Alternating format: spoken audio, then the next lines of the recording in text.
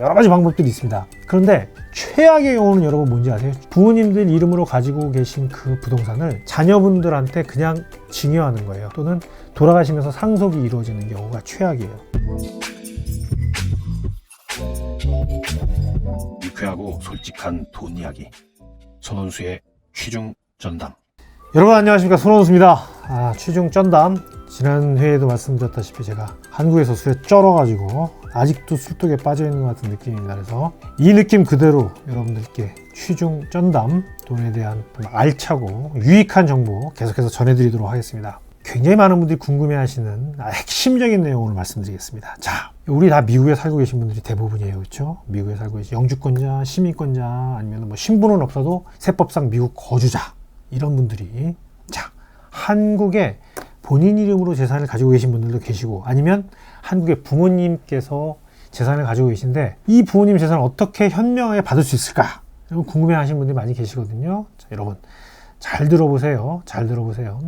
재산은 한국에 있습니다. 한국에 있는 재산은 두 가지 중에 하나예요.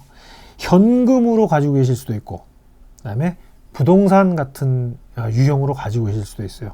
그리고 그 재산은 누구한테 속해 있느냐? 우리 부모님한테 속해 있다고 한번 가정을 해보겠습니다. 참 럭키한 분들이죠. 저는 재산을 가진 부모님이 참고로 없습니다. 하지만 여러분들 중에, 우리 청취자 여러분들 중에서 한국에 계신 부모님, 자, 한국 분이에요. 한국에 계신 한국 부모님이 한국에 자산을 가지고 계세요. 아파트 한 채를 가지고 계세요. 럭키 유. 부럽습니다, 여러분. 한국에 아파트를 가지고 계시는데 여러분들은 미국 분이에요. 영주권자건 시민권자건 미국에 계시는 거예요. 그랬을 때 어떻게 그 재산을 가지고 오든지 받는 것이 가장 현명하냐라는 부분에 대해서 좀 말씀을 드릴까 합니다. 자, 한국의 부모님께서 가지고 계신 한국 부동산, 제일 좋은 건 뭘까요?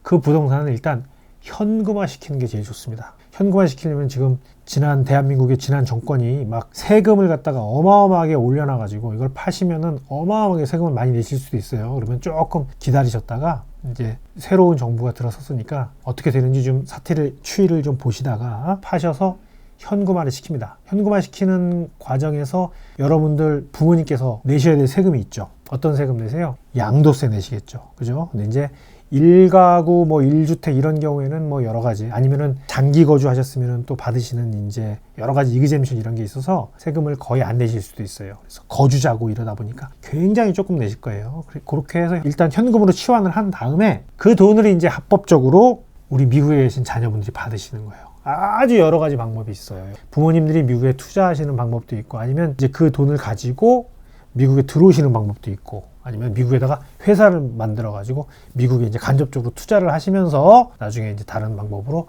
자녀분들한테 물려주시는 방법도 있고, 여러 가지 방법들이 있습니다. 그런데 최악의 경우는 여러분 뭔지 아세요? 최악의 경우는 부모님들 이름으로 가지고 계신 그 부동산을 자녀분들한테 그냥 증여하는 거예요. 살아계실 때 증여, 또는 돌아가시면서 상속이 이루어지는 경우가 최악이에요. 그러면 여러분들 보세요. 미국에 계신 비거주자인, 한국 입장에서 비거주자죠. 비거주자인 미국 시민권자, 영주권자인 여러분들이 한국에 있는 부모님한테 한국에 있는 자산을 받잖아요. 그러면은 그 집의 주인이 딱 바뀌는 순간 여러분들 뭘 내셔야 돼요? 부모님이 돌아가시면서 이름이 바뀌면 상속세, 부모님이 살아계시면서 여러분들한테 주면서 이름이 바뀌면은 증여세를 내셔야 돼요.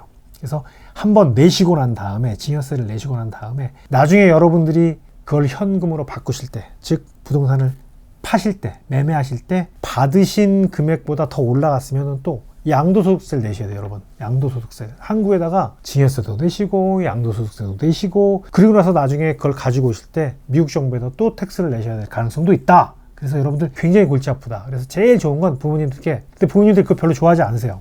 아버지, 어머니 그걸 팔으셔가지고 현금으로 만들어서 그걸 미국에 가져오셔서 그거 가지고 저에게 주셔야 세금이 제일 세이브가 된답니다. 이렇게 말씀을 드려봐야 부모님들은 내비둬, 그 재산 죽을 때까지 내 이름으로 그냥 놔둘 거야, 이런 분들이 또 많으세요. 그래서 절세하는데 굉장히 어려운데, 그런 분들한테 오늘 클립, 저 조금 취한 듯 만 듯 보이는 녀석이 얘기하는 걸 좀 잘 들어보십시오, 이렇게 말씀을 하셔서 취중전담 오늘 이 분량을 부모님들께 보여드리고 설득을 해주세요. 아버지, 어머니, 그 재산을 빨리 팔아서 현금으로 이렇게 송금을 해가지고 저에게 전달해 주시는 게 가장 절세가 된답니다. 이런 말씀 꼭 전해 주시길 바라면서 오늘 취중 전담 여기서 마치겠습니다. 대단히 감사합니다.